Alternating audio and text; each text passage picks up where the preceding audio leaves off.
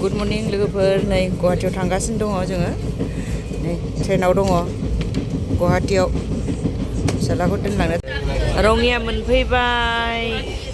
गुवाहाटी मोननो बारा गोबाव गैलिया नै रङिया मोनबाय लोगोफोर साहा लोंसै लोगोफोर साहा एसे उन्दु ओंखारगानायनि कामाख्या मोनफैबाय लोगोफोर नै कामाख्या मोनफैथारनोसै गुवाहाटी मोनफैबाय नै लोगोफोर मोनफैबाय एबार गेस्ट हाउसआव थाफैबाय एयारपर्ट गेस्ट हाउसआव जा मोजांखा रुम लाफैबाय हरसेनि गेस्ट हाउसआव थांनोसै दा ओंखाम जानो हटेलाव ओंखाम जानो फैबाय नै लोगोफोर बाजै हटेलाव सिट मोनाखै ओरैबायदि भिर नै बाजै हटेलाव जों नेगासिनो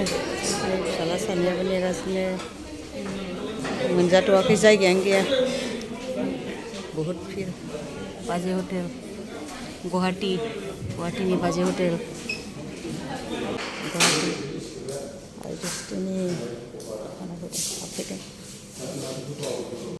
लेपटप सार्भिसिं खालामफैदों आइडेस्टिनि गुवाहाटी ओंखारबाय आपेल दखाननिफ्राय थांनोसै आइडेस्टिनि फिसा ओंखारलांग्रोखायो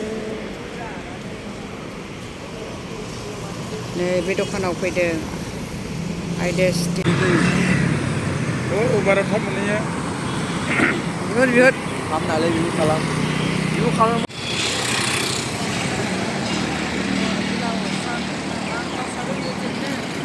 बेनिफ्राय एयारपर्टआव थांनोसै एबार गाबोनसो गाखोगोन लोगोफोर एयारपर्टआव गुवाहाटीनि सिनारिया बेसे मोजां आसाम लेजिस्लेटिभ एसेमब्लि खाथियाव नाय